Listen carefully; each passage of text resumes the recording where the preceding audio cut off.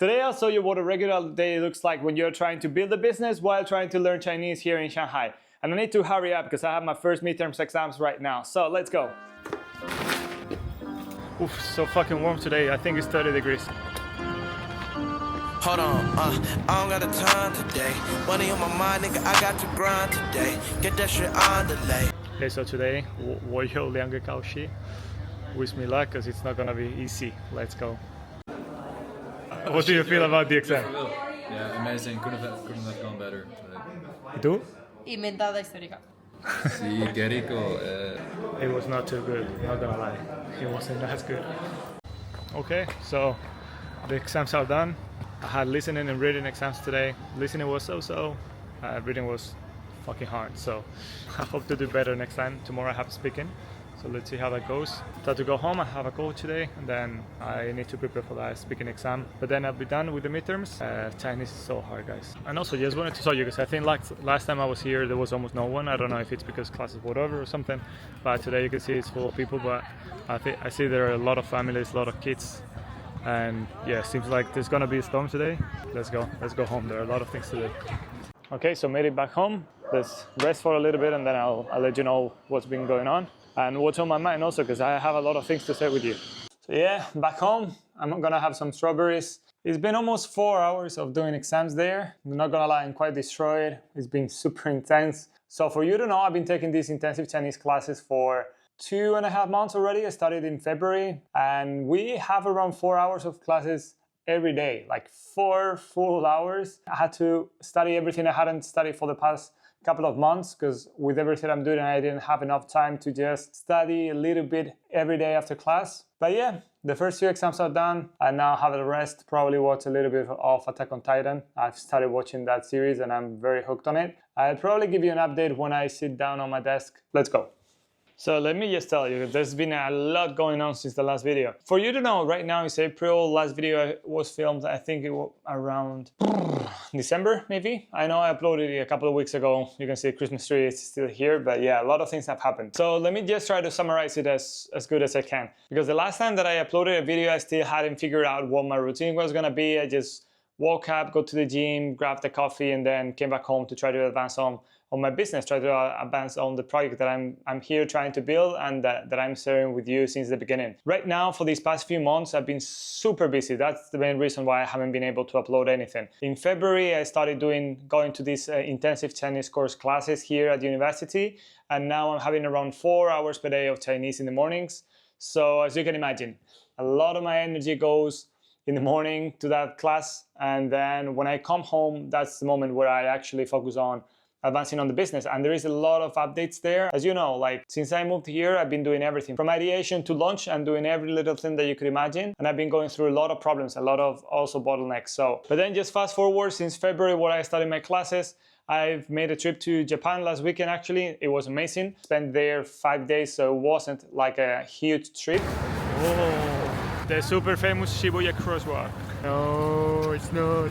But we're super close, so it was really worth it to just take like a 2.5-hour flight from Shanghai to Tokyo and get that first-hand experience on what Japan is like and what Tokyo is like. And in my case, I really loved it. I ate as much as I could. Shokas made me buy this, the Shogun burger. Tried sushi.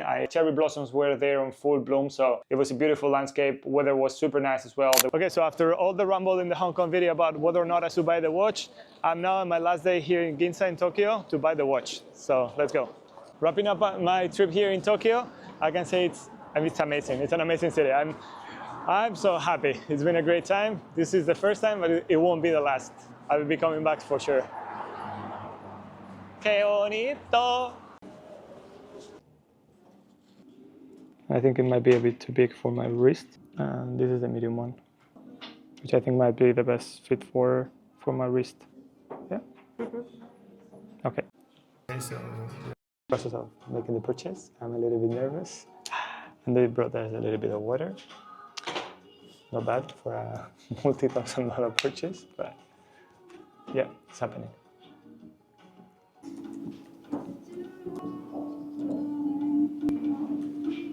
I'm so happy! Okay, so I did it finally. The watch is on the wrist. it's been it's been an experience. Let me know if you want me to tell you about it, because I think it's something that you might be interested in. But yeah, I finally pulled the trigger. You know that I've been thinking about making this purchase for a long time, and yeah, I had to come here to Tokyo to Ginza to finally do it. But yeah, I can only say I'm super happy. For the past few months, I've been advancing a lot on the business, but now I have a few bottlenecks and also some thoughts that have been going around my mind for quite some time. I would like your opinion, because it's not been as easy as someone might think. And right now I'm also at the point where, I have to decide whether I want to just pull off this business by myself with my own savings. As I told you, that was my idea at the beginning. But right now I'm leaning a little bit more towards doing what is called seed-strapping, which basically is raising a little bit of money once, so then you can fuel the growth of your business through the sales, not required to go through the busy path and then be raising money year after year so your business doesn't die. If you're also deciding like which is the right road for you, you need to understand what type of model you're working in, what capital needs that might have, and also like what implications does both bringing partners along and also depending on external cash might have on your business. In my case, the reality is that I'm probably able to just pull off the business with my own savings. I would be investing most of my savings in the business, and also it would be a little bit riskier than if I try to raise a little bit of money. Not because I don't want to use my own funds, but the reality is that the model that I'm trying to launch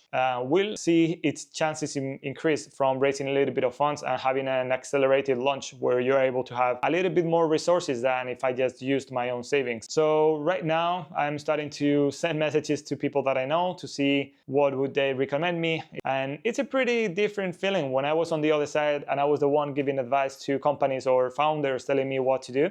And now that it's me, the one that is actually making something real and having conversations with close friends, with people that I know that might be willing to take part into the company, but at the same time having tough conversations because their idea of how much they could get for the money that they put is probably very different to the idea that I have. And in some cases, that's just a bet on myself. I'll let you know what is the final decision that I take. But yeah, that's where I'm at.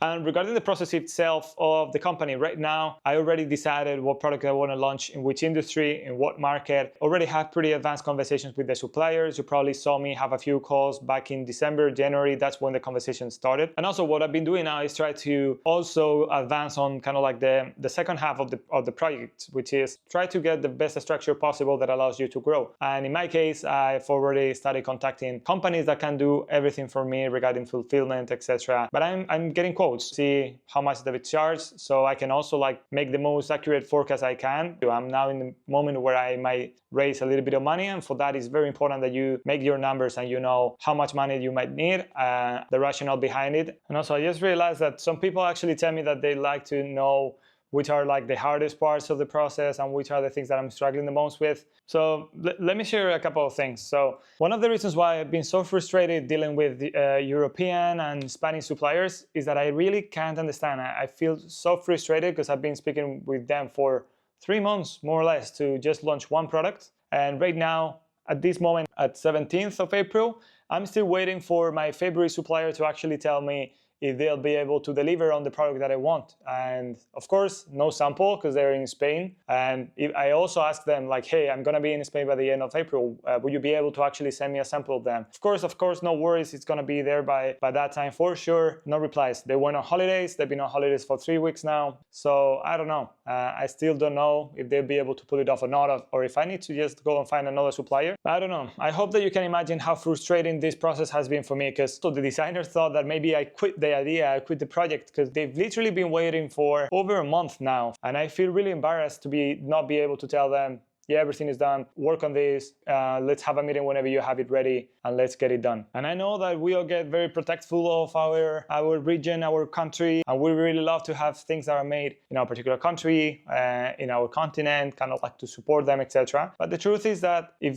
these companies, these suppliers keep on working at this pace, they will get just completely wiped out because they don't care. But yeah, I try to look at the bright side. Things are actually advancing. I'm now closer to the launch that I was when I moved here to China. And now my focus is on the funding side, because probably next week I'll be in Spain. I'll establish the company, but I need to know if I'll be a sole partner, or if I'll have more partners. And that's basically what's on my mind right now. And now I'm just gonna go and study Chinese. I'm gonna try to practice for the speaking exam. That's the last one tomorrow, but to be honest, I think it's the one that I'm the most scared of. I've been trying to, you know, like speak a little bit more Chinese since the weekend. When I go to the restaurant, when I go around, I was so nervous. I couldn't actually say anything. It's time to study, and that's it. Wish me luck. Bye bye. See you soon.